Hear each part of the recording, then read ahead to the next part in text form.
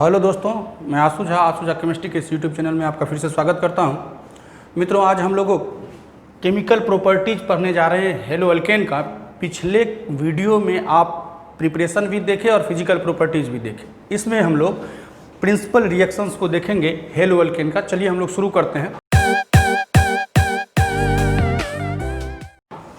हम लिख रहे हैं कि द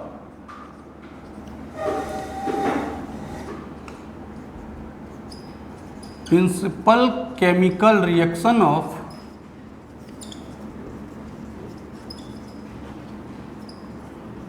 haloalkanes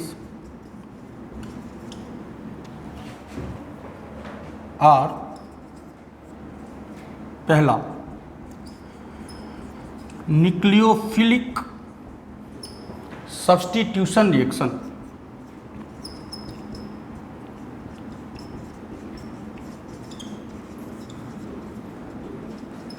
दूसरा एलिमिनेशन रिएक्शन, और तीसरा है हमारा मित्रों रिएक्शन विद मेटल्स। देखो, प्रत्येक कंपाउंड का अपना एक प्रिंसिपल रिएक्शन होता है। जो रिएक्शन वो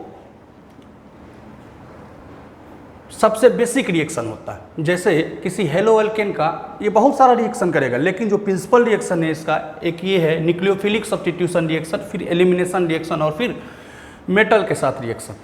सब्स्टिट्यूशन रिएक्शन के बारे में हम आपको पिछले वीडियो में बताए भी थे कि सब्स्टिट्यूशन रिएक्शन तीन तरह का होता है। वैसा रिएक्शन जिसमें किसी एक एटम या ग्रुप दूसरे के द्वारा सब्स्टिट्यूट हो जाए, हट जाए, एक के स्थान पर दूसरा कोई आ जाए, तो उसको हम लोग सब्स्टिट्यूशन कहते हैं। अब सब्स्टिट्यूशन करेगा कौन? तो तीन स्पेसीज है हमारे पास जो सब्स्टिट्यूशन करा सकता है। पहला फ्री रेडिकल, फिर इलेक्ट्रोफाइल, फिर न्यूक्लियोफाइल। अगर सब्स्टिट्यूशन फ्री रेडिकल के द्वारा हो तो उसको फ्री रेडिकल सब्स्टिट्यूशन कहते हैं। डिफिनेशन कुछ नहीं है, नाम ही डिफिनेशन है। अगर सब्स्टिट्यूशन किसी न्यूक्लियोफाइल के द्वारा हो, आप जानते हैं न्यूक्लियोफाइल किसको कहते हैं? वैसा स्पेसीज जिस पे निगेटिव चार्ज हो या वैसा स्पेसीज जो इलेक्ट्रॉन पेयर डोनेट करे, उसको हम लोग न्यूक्लियोफाइल कहते हैं। आप सिंपली ये याद रखें कि जिस पे निगेटिव चार्ज हो। तो अगर सब्स्टिट्यूशन किसी न्यूक्लियोफाइल के द्वारा हो तो न्यूक्लियोफिलिक सब्स्टिट्यूशन, अगर इलेक्ट्रोफाइल के द्वारा हो तो इलेक्ट्रोफिलिक सब्स्टिट्यूशन, और फ्री रेडिकल के द्वारा हो तो फ्री रेडिकल सब्स्टिट्यूशन। इस तरह से सब्स्टिट्यूशन रिएक्शन तीन तरह का हो सकता है। तो पहले हम लोग न्यूक्लियोफिलिक सब्स्टिट्यूशन देखेंगे, बाद में हम लोग आएंगे कि क्या होता है एलिमिनेशन, क्या होता है रिएक्शन विद मेटल। पहले हम लोग इसको शुरू करते हैं। तो चलो नोट,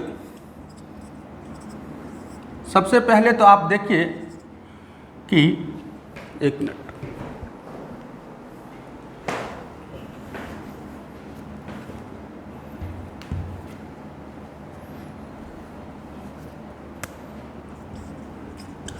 न्यूक्लियोफिलिक सब्स्टिट्यूशन रिएक्शन, हम लोग पहला रिएक्शन शुरू करने जा रहे हैं।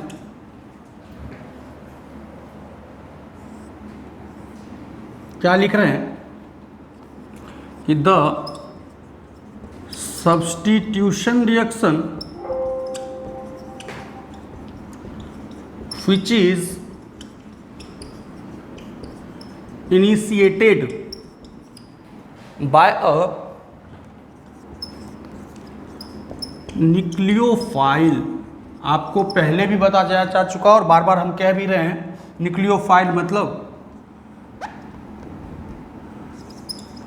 Negatively charged species. तो लिखा गया है substitution reaction which is initiated by nucleophile is called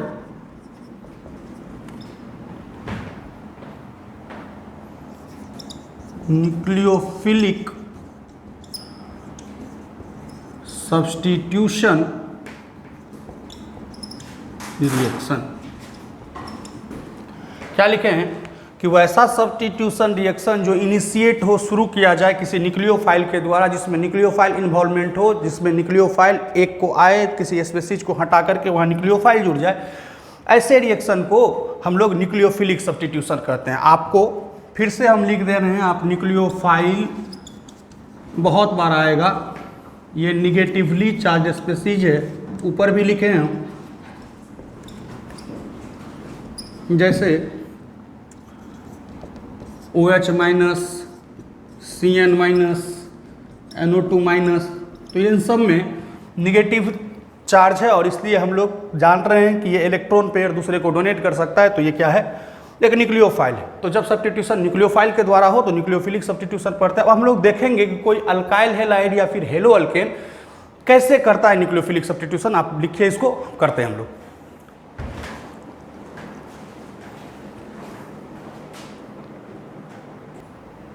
तो चलो मित्रों, हम लोग आगे बढ़ते हैं। ये CH3F मिथाइल फ्लोराइड या फिर आप इसको एक अल्काइल हाइड समझ सकते हैं। CH3Cl, CH3Br और CH3I, यही 4 अल्काइल हैलाइड हमारे पास हो सकता है। Alkyl fluoride, alkyl chloride, alkyl bromide या फिर अल्काइल आयोडाइड। हम लोग देखेंगे कि सबसे ज़्यादा रिएक्टिव कौन होगा, सबसे अच्छे से न्यूक्लियोफिलिक सब्स्टिट्यूशन कौन सा हेलो अल्केन करेगा। तो आप देख रहे हैं कि फ्लोरीन इस चारों हेलोजन में स्मॉलेस्ट होता है, जबकि ये आयोडीन साइज में लार्जेस्ट। अब लार्जेस्ट होने के कारण होगा क्या कि इस कार्बन और आयोडीन के बीच जो सिंगल बॉन्ड है बहुत बड़े होने के कारण इस दोनों के बीच लार्ज डिस्टेंस होगा, सेपरेशन बहुत ज़्यादा हो। जबकि यहाँ पे सबसे छोटा है तो यहाँ बीच की दूरी बहुत कम होगी, तो लेस डिस्टेंस किसके बीच, कार्बन और फ्लोरीन। फ्लोरीन के साइज ये छोटा होने के कारण दोनों के बीच डिस्टेंस बहुत कम हो, जबकि आयोडीन का साइज बड़ा होने के कारण लार्ज डिस्टेंस होगा। डिस्टेंस ज़्यादा हो जाने के कारण दोनों के बीच लेस अट्रैक्शन होगा, दूरी बढ़ने से अट्रैक्शन घट जाएगी। जबकि यहाँ पर डिस्टेंस कम है तो लार्ज अट्रैक्शन होगा। तो अगर हम आपको ऐसा बताएं कि मान लो कि कोई न्यूक्लियोफाइल आया, Nu- से दिखाते हैं, इस कार्बन को यहाँ हीट किया और जैसे ही कार्बन को हीट किया तो फ्लोरीन निकल गया यहाँ से। या फिर वही काम अगर हम लोग यहाँ देखें कि न्यूक्लियोफाइल आया, कार्बन को हीट किया और जैसे ही कार्बन को हीट किया आयोडीन पूरे बॉन्ड के साथ निकल गया, और बॉन्ड के साथ निकलेगा तो ये क्या बन के निकलेगा, I-, ये Br-, Cl-, इस तरह से, और I हटेगा और न्यूक्लियोफाइल वहाँ जुटेगा। इस तरह से आयोडीन का या किसी हेलोजन का हटना, न्यूक्लियोफाइल का जुटना एक सब्स्टिट्यूशन हो जाएगा। तो अगर आपको पूछा जाए कि कौन सा हेलोजन सबसे ज़्यादा जल्दी हट जाएगा, जो हेलोजन जितनी जल्दी अपने पोजीशन से हटता है उसको हम लोग कहते हैं लिविंग एबिलिटी, लीव करके चले जाना, छोड़ करके चले जाना। तो लिविंग एबिलिटी किसकी ज़्यादा होगी, आप देख रहे हैं कि लेस अट्रैक्शन है कार्बन और आयोडीन के बीच में, यहाँ पे अल्काइल आयोडाइड में, क्योंकि दोनों के बीच डिस्टेंस ज़्यादा है और अट्रैक्शन होगा नहीं तो न्यूक्लियोफाइल तेज़ी से आएगा, अटैक करेगा और उसको हटा देगा। तो अगर आपको पूछा जाए कि कार्बन को छोड़ करके हट जाने की टेंडेंसी सबसे ज़्यादा किस हेलोजन में रहेगा, तो आप कहेंगे कि यहाँ पे अट्रैक्शन बहुत कम होने के कारण यहाँ न्यूक्लियोफाइल आएगा तो तुरंत बड़ी जल्दी से आयोडीन पूरे बॉन्ड के साथ यानी कि I- बन के निकलेगा। इस तरह से अगर लिविंग एबिलिटी का ऑर्डर पूछा जाए तो सबसे कम अट्रैक्शन होने के कारण आयोडीन का सबसे कम होगा, सबसे ज़्यादा होगा लिविंग एबिलिटी, उसके बाद Br-, फिर Cl-, और यहाँ पे चूंकि बहुत कम डिस्टेंस है दोनों के बीच इसलिए बहुत ज़्यादा अट्रैक्शन है, इसलिए न्यूक्लियोफाइल आकर के अटैक तो करेगा लेकिन अट्रैक्शन के कारण फ्लोरीन हटेगा नहीं। तो लिविंग एबिलिटी, छोड़ के जाने की एबिलिटी सबसे कम किसकी होगी, F-। तो इसलिए हम लोग आयोडाइड का, ब्रोमाइड का, क्लोराइड का तो रिएक्शन देखेंगे, लेकिन फ्लोराइड के केस में, अल्काइल फ्लोराइड के केस में हम लोग न्यूक्लियोफिलिक सब्स्टिट्यूशन नहीं देखेंगे, क्योंकि फ्लोरीन बहुत तेजी से हटता ही नहीं है, न्यूक्लियोफाइल उसको हटा ही नहीं पाता, दोनों के बीच अट्रैक्शन बहुत ज़्यादा होने के कारण। इस तरह से हम लोग लिख सकते हैं कि reactivity of alkyl halide towards nucleophilic substitution reaction increases with increase in living ability of halide ions. क्या लिखा गया है मित्रों? लिखा गया है कि अल्काइल हैलाइड तो मेरे पास 4 है, फ्लोराइड, क्लोराइड, ब्रोमाइड और आयोड। कौन सबसे ज़्यादा रिएक्टिव होगा न्यूक्लियोफिलिक सब्स्टिट्यूशन के लिए? तो वही लिखा गया है कि रिएक्टिविटी जो होता है अल्काइल हैलाइड का किसी न्यूक्लियोफिलिक सब्स्टिट्यूशन रिएक्शन के लिए वो बढ़ जाता है जब हैलाइड आयन की लिविंग एबिलिटी बढ़ जाती है। जितना जल्दी हैलाइड आयन हटेगा उतना जल्दी न्यूक्लियोफाइल जुटेगा। और आप देख रहे हैं कि आयोडीन के केस में बहुत कम अट्रैक्शन है कार्बन और आयोडीन के केस में, इसलिए आयोडाइड आयन सबसे ज़्यादा जल्दी हटेगा। लिविंग एबिलिटी आयोडाइड की सबसे ज़्यादा जल्दी रहेगी तो सबसे जल्दी न्यूक्लियोफाइल यहाँ जुटेगा। तो अगर पूछा जाए किस अल्काइल हैलाइड की रिएक्टिविटी न्यूक्लियोफिलिक सब्स्टिट्यूशन के लिए सबसे ज़्यादा होगा, तो आप कहेंगे लिविंग एबिलिटी ज़्यादा होने के कारण सबसे ज़्यादा अल्काइल आयोडाइड। तो रिएक्टिविटी किस रिएक्शन के लिए? हम लोग न्यूक्लियोफिलिक सब्स्टिट्यूशन रिएक्शन के लिए देख रहे हैं कि आर हो गया अल्काइल ग्रुप, आई यानी कि अल्काइल आयोडाइड सबसे ज़्यादा, RBr, फिर RCl और सबसे कम RF। Alkyl fluoride nucleophilic substitution करीब करीब ना के बराबर करेगा, सबसे ज़्यादा रिएक्टिव ये होगा। ये तो आप समझे कि किस अल्काइल हैलाइड की रिएक्टिविटी सबसे ज़्यादा होगी। अब हम लोग देखने जा रहे हैं कि न्यूक्लियोफिलिक सब्स्टिट्यूशन कितने तरह के होते हैं और न्यूक्लियोफिलिक सब्स्टिट्यूशन को अल्काइल हैलाइड कैसे करता है। आप लिखिए इसको, हम आगे बढ़ रहे हैं।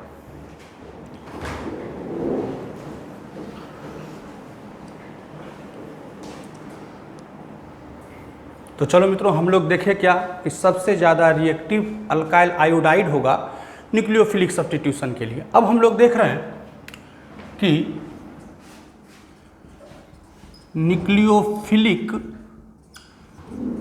सब्स्टिट्यूशन रिएक्शन कितने टाइप के होते हैं। तो चलो,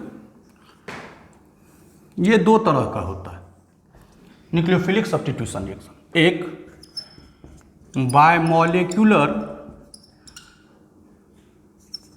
nucleophilic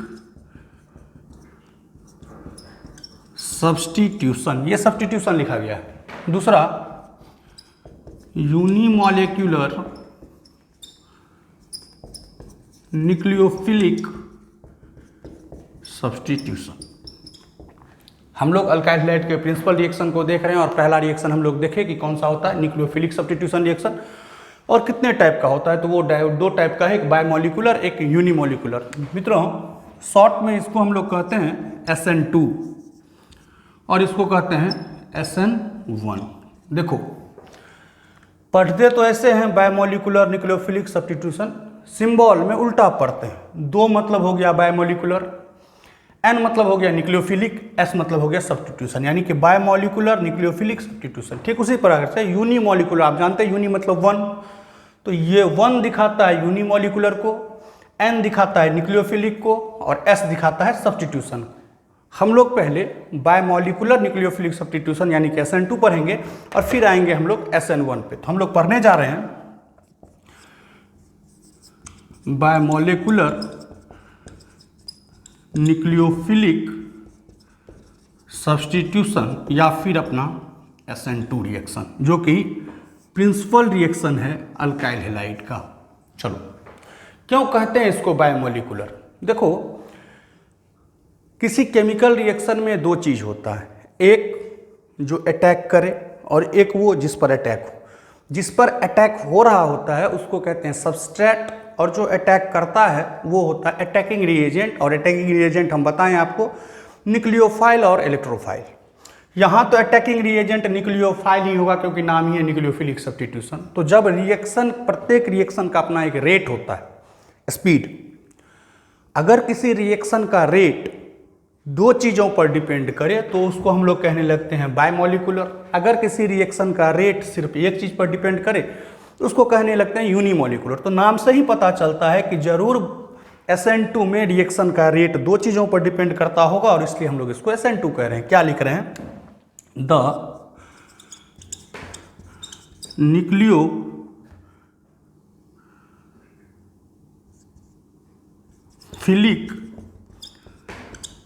substitution reaction in which the rate of reaction depend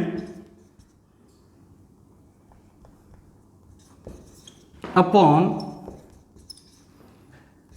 concentration of substrate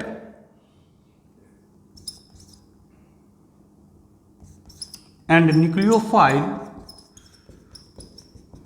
both. The reaction is called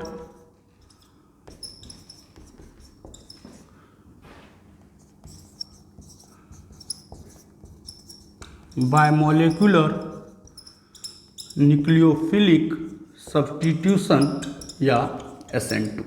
क्या कहा गया है कि वैसा रिएक्शन, वैसा न्यूक्लियोफिलिक सब्स्टिट्यूशन रिएक्शन जिसमें रिएक्शन का रेट दो चीज़ों पर डिपेंड करे, सबस्ट्रेट यानी कि जिस पे अटैक होना है यानी कि अल्काइल हैलाइड, और साथ ही कंसंट्रेशन ऑफ न्यूक्लियोफाइल। तो दो चीज़ पर डिपेंड कर रहा है, जिस पर अटैक होना है उस पर भी, जो अटैक करेगा उस पर भी, यानी कि सबस्ट्रेट पर भी, न्यूक्लियोफाइल पर भी, दोनों पर।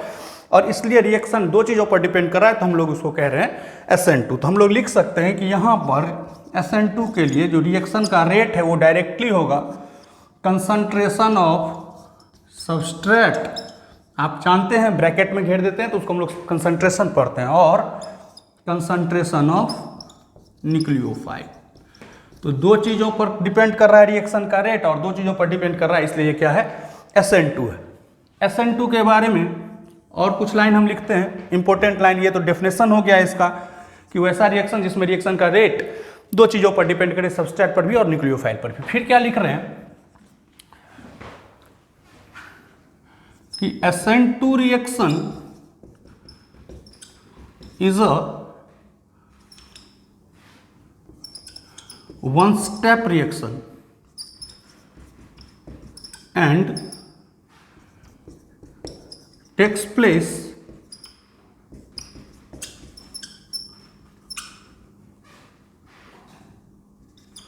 through the formation of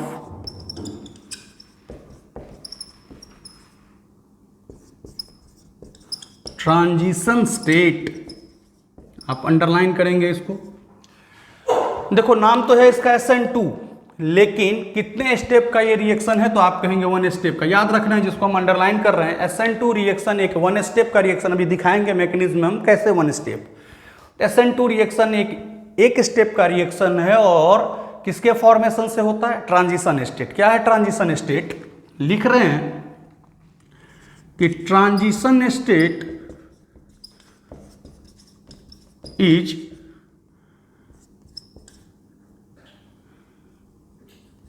an intermediate step and unstable and changes to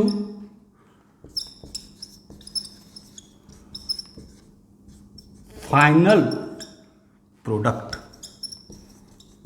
मित्रों किसी भी रिएक्शन के बीच में बनने, ये रिएक्टेंट है, ये प्रोडक्ट है, बीच में जो कोई होता है रिएक्शन के बीच में, उसको हम लोग कहते हैं इंटरमीडिएट। SN2 रिएक्शन के केस में जो बीच में बनने वाला इंटरमीडिएट है उसी को कहते हैं ट्रांजिशन स्टेट। तो लिखा हुआ है कि SN2 रिएक्शन एक स्टेप का रिएक्शन है, और रिएक्शन के बीच में एक नया सा स्टेप आता है, उसको कहते हैं ट्रांजिशन स्टेट, यानी कि it takes place through the formation of transition state. क्या है ट्रांजिशन स्टेट, तो ट्रांजिशन स्टेट एक इंटरमीडिएट स्टेप है जो कि अनस्टेबल होता है, बीच में बना और थोड़ा अनस्टेबल होता है, और इसलिए वो फाइनली चेंज कर जाता है हमारे फाइनल प्रोडक्ट में। तो दो बातें आपको ध्यान में रखना है कि वैसा रिएक्शन जिसमें रिएक्शन का रेट दो चीज़ों पर डिपेंड करे उसको बायोमोलिकुलर कहते हैं, जो कि न्यूक्लियोफिलिक सब्स्टिट्यूशन का टाइप है। SN2 रिएक्शन एक स्टेप का रिएक्शन है, और ट्रांजिशन स्टेट इंटरमीडिएट के थ्रू बनता है ये, और ट्रांजिशन स्टेट एक इंटरमीडिएट है जो कि अनस्टेबल होता है और चेंज करता है फाइनल प्रोडक्ट में। अब हम लोग रिएक्शन लेते हैं एक अल्काइल हैलाइड का और फिर उसका मैकेनिज्म देखेंगे SN2 के लिए। देखिए आप,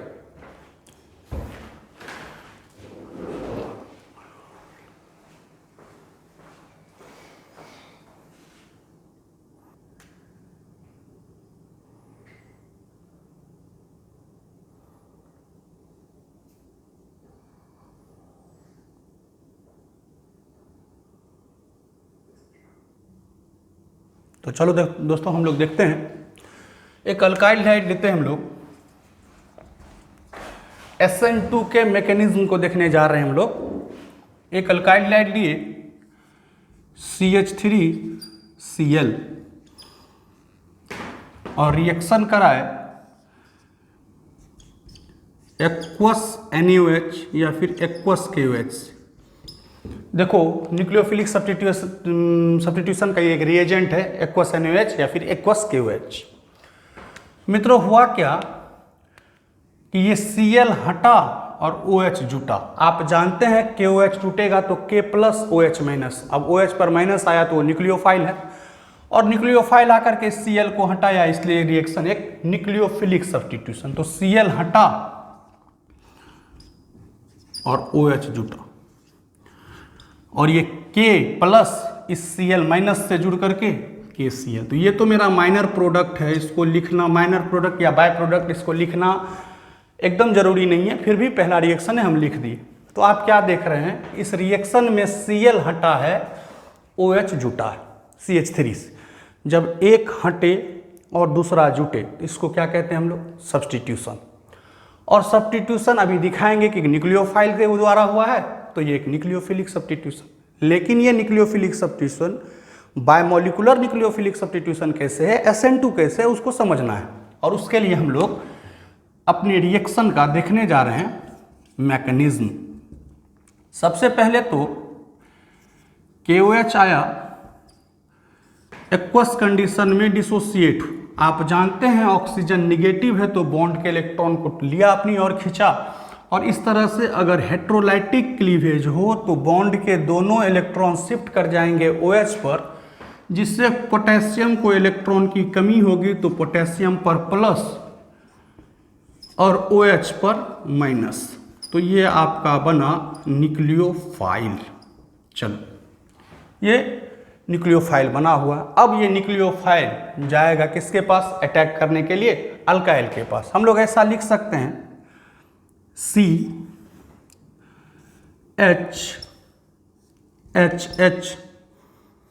ये CH3 लिखे मित्रों, और फिर इसी CH3 से जुड़ा हुआ है Cl।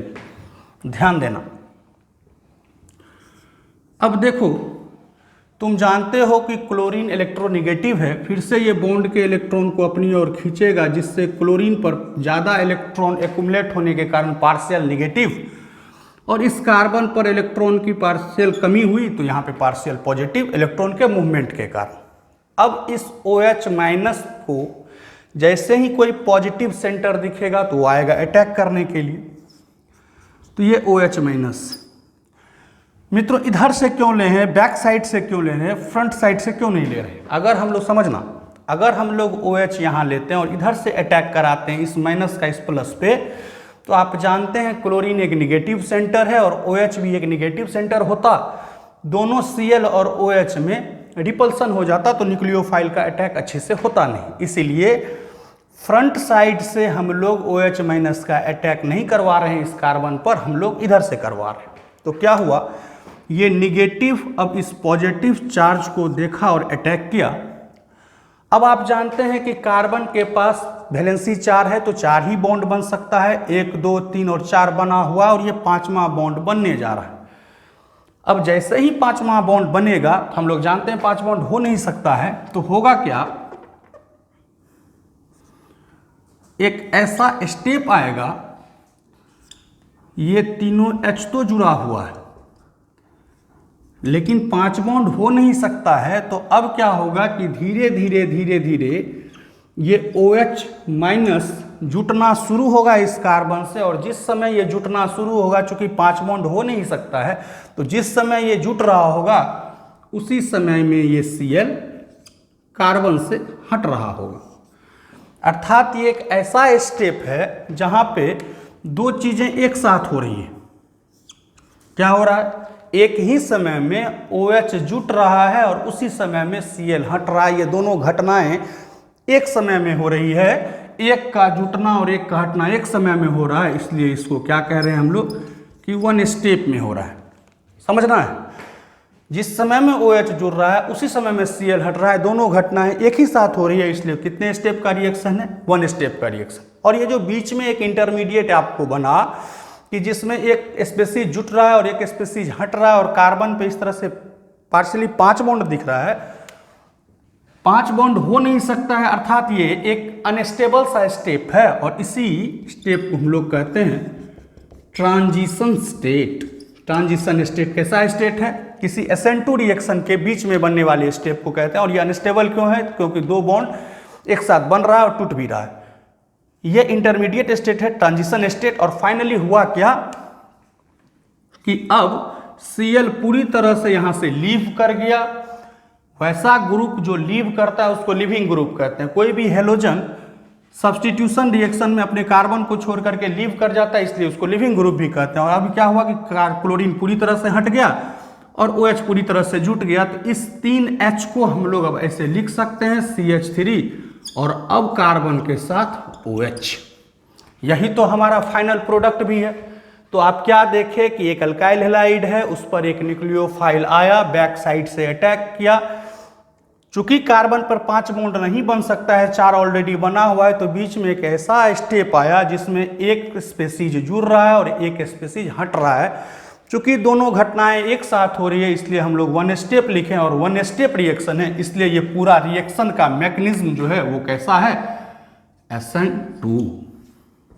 अब आप समझ गए। पहले आप ये समझे थे कि Cl हटा है, OH जुटा है, तो सब्स्टिट्यूशन तो है, एक का हटना दूसरे का जुटना सब्स्टिट्यूशन है। लेकिन ये सब्स्टिट्यूशन SN2 कैसे है, SN1 क्यों नहीं है?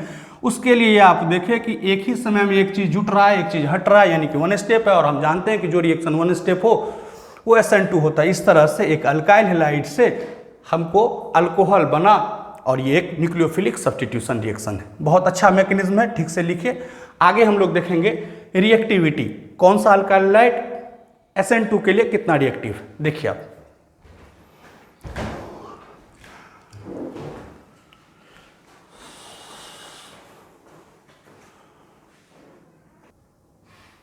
तो चलो मित्रों, अभी SN2 रिएक्शन का हम लोग मैकेनिज्म देखें। हम देखने जा रहे हैं रिएक्टिविटी ऑफ RX, RX मतलब अल्काइल हैलाइड, टुवर्ड्स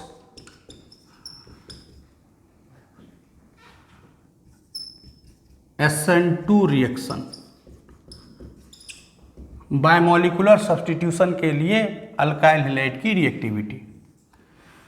मित्रों, हम आपको पहले पढ़ा चुके हैं कि अल्काइल हैलाइड कितने तरह का होता है, तो आप कहेंगे 4 तरह का, एक 3 डिग्री, एक 2 डिग्री, एक 1 डिग्री और एक मिथाइल। तो हम लोग ड्रॉ कर रहे हैं अपने अल्काइल हैलाइड को। यहाँ पे देखिए, ये CHHHCl, CH3, CH2, Cl, CH3, CH3, HCl और लास्ट है मित्रों CH3C, CH3, CH3, Cl। अब देखो, कुछ नहीं हुआ है, यहाँ पे तीनों H है और बाद में क्या किए कि एक एक H को हम लोग अल्काइल ग्रुप से हटाए, फिर 2 H को अल्काइल ग्रुप से हटाए और फिर तीनों H को ही अल्काइल ग्रुप से हटाए। तो इस तरह से डिग्री चेंज करके आपको बताया गया है।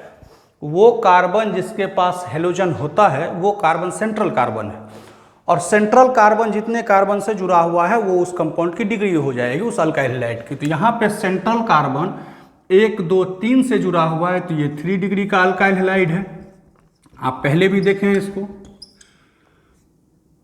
यहाँ पे सेंट्रल कार्बन जिसके पास हेलोजन है वो 2 कार्बन से जुड़ा हुआ है, तो ये 2 डिग्री का है अल्काइल हैलाइड। यहाँ पे सेंट्रल कार्बन सिर्फ 1 कार्बन से जुड़ा हुआ है, तो ये 1 डिग्री का हैलाइड है। और यहाँ पे सेंट्रल कार्बन किसी भी कार्बन से जुड़ा हुआ नहीं है, सिर्फ हाइड्रोजन से जुड़ा हुआ है, इसलिए इसकी कोई डिग्री नहीं है, तो ये मिथाइल हेलाइड या मिथाइल क्लोराइड कह सकते हैं हम लोग। अब हम लोग देखेंगे कि SN2 की रिएक्टिविटी किस अल्काइल हैलाइड की सबसे ज़्यादा होगी। आप जानते हैं कि हाइड्रोजन एक बहुत ही छोटा आइटम है, स्मॉलेस्ट, जबकि यहाँ पे क्या हुआ कि दो हाइड्रोजन तो छोटा छोटा है, ये दो हाइड्रोजन तो छोटा छोटा है, लेकिन ये अल्काइल में एक कार्बन 3 हाइड्रोजन होने के कारण ये बल्कियर है, थोड़ा भारी। यहाँ पे दो अल्काइल ग्रुप है तो 2 बल्कियर ग्रुप है, लेकिन एक स्मॉलर है। जबकि यहाँ क्या हुआ कि 3 का तीनों ही ग्रुप अल्काइल ग्रुप है और तीनों ही बल्कियर ग्रुप है।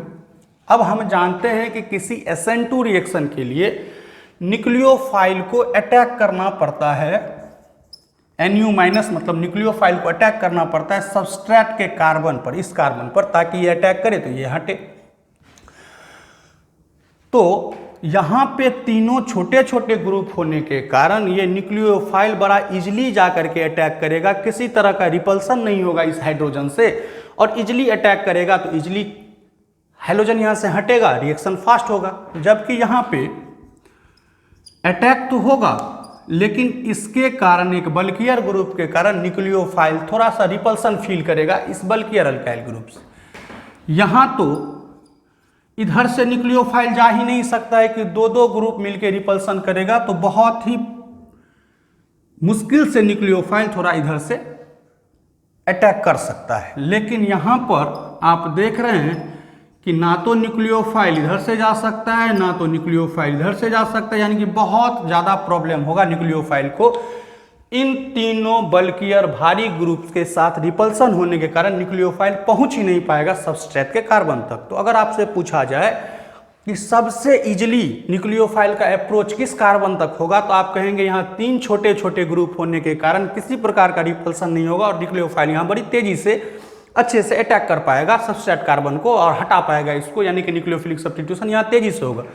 लेकिन जैसे 1 डिग्री 2 डिग्री 3 डिग्री की ओर बढ़ते हैं, हम देख रहे हैं कि बल्कियर ग्रुप बढ़ता जा रहा है, और जैसे जैसे बल्कियर ग्रुप बढ़ेगा न्यूक्लियोफाइल ज़्यादा रिपल्सन फील करेगा इन ग्रुप से और उसका अटैक होना थोड़ा डिफिकल्ट हो जाएगा। तो सबसे ईजियर अटैक होने के कारण मिथाइल हैलाइड, अगर आपसे पूछा जाए आप बताइए कि रिएक्टिविटी यानी कि कहाँ सबसे तेजी से SN2 होगा, reactivity of RX alkyl halide towards SN2 nucleo biomolecular nucleophilic substitution के लिए अल्काइल हैलाइड की रिएक्टिविटी क्या होगी? आप कहेंगे सबसे ज़्यादा मिथाइल हैलाइड, फिर उससे कम 1 डिग्री 2 डिग्री, और बहुत बल्कियर ग्रुप होने के कारण सबसे ज़्यादा रिपल्सन होने के कारण 3 डिग्री सबसे कम रिएक्टिव होगा SN2 के लिए। बहुत इंपॉर्टेंट है मित्रों, अगर आपसे पूछा जाए कि SN2 रिएक्शन के लिए रिएक्टिविटी का ऑर्डर क्या होगा, तो आप कहेंगे मिथाइल 1 2 3। और क्यों ऐसा होगा आप देख भी रहे हैं स्ट्रक्चर से। हम कुछ स्टेटमेंट भी लिख देते हैं कि SN2 reaction requires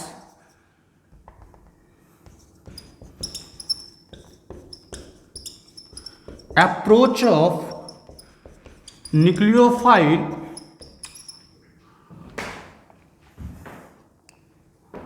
towards the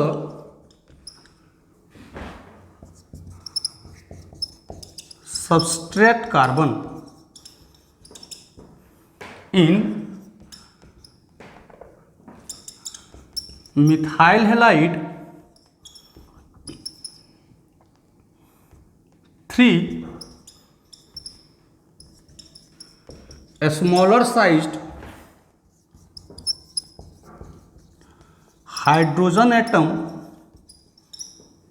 cause no repulsion with nucleophile, whereas in 3 degree alkyl halide the presence of 3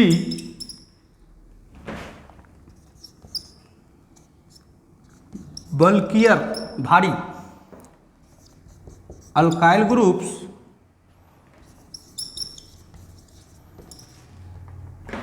cause maximum repulsion with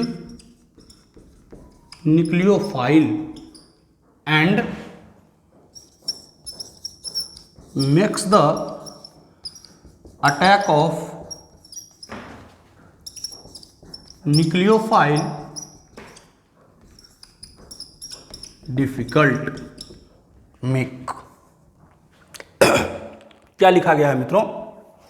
लिखा यह गया है कि हम लोग जानते हैं कि SN2 रिएक्शन में न्यूक्लियोफाइल को अप्रोच करना पड़ता है सबस्ट्रेट के कार्बन के तरफ। लिखा हुआ है कि SN2 reaction requires approach of nucleophile towards the substrate carbon. Nucleophile को अप्रोच करना पड़ता है सबस्ट्रेट के कार्बन पर। अब मिथाइल हैलाइड को देख रहे हैं कि मिथाइल हैलाइड में जो तीन छोटा छोटा साइज का हाइड्रोजन एटम है वो किसी प्रकार का रिपल्सन कॉज नहीं करता है विद न्यूक्लियोफाइल, जिससे ये इजिली अटैक कर पाता है और रिएक्शन तेजी से होता है। वेयर है जबकि 3 डिग्री अल्काइल हैलाइड में, इन 3 degree alkyl halide the presence of 3 bulkier alkyl groups, 3 degree alkyl halide में तीन भारी बड़े बड़े साइज के अल्काइल ग्रुप होने के कारण कॉज मैक्सिमम रिपल्सन, और वो क्या करता है न्यूक्लियोफाइल के साथ बहुत सारा रिपल्सन कॉज करता है और make the attack of nucleophile difficult, और ये बल्कियर ग्रुप न्यूक्लियोफाइल के अटैक को डिफिकल्ट बना देता है, जिस कारण से 3 डिग्री के केस में न्यूक्लियोफिलिक सब्स्टिट्यूशन रिएक्शन सबसे कम होने लगता है SN2। तो अगर आपसे पूछा जाए कि SN2 का ऑर्डर क्या है तो आप इजिली कहेंगे कि मिथाइल 1 2 3, और क्यों है तो आपको सारा कारण भी समझ में आ गया। इस तरह से आप फाइनली SN2 रिएक्शन को पूरा देखें। अगले वीडियो में हम लोग क्वेश्चन कुछ करेंगे SN2 रिएक्शन का, कुछ ये कराया जाएगा अच्छा क्वेश्चन जो एग्जाम्स में आते हैं, कॉम्पिटिटिव भी और बोर्ड में भी। और उसके बाद हम लोग बढ़ेंगे न्यूक्लियोफिलिक सब्स्टिट्यूशन के अगले टाइप यानी कि SN2 के लिए। आप अच्छे से पढ़ रहे हैं ऐसा मुझे पूरा उम्मीद है, और अच्छे से समझिए, जहाँ कोई दिक्कत हो आप उससे पूछ सकते हैं। धन्यवाद।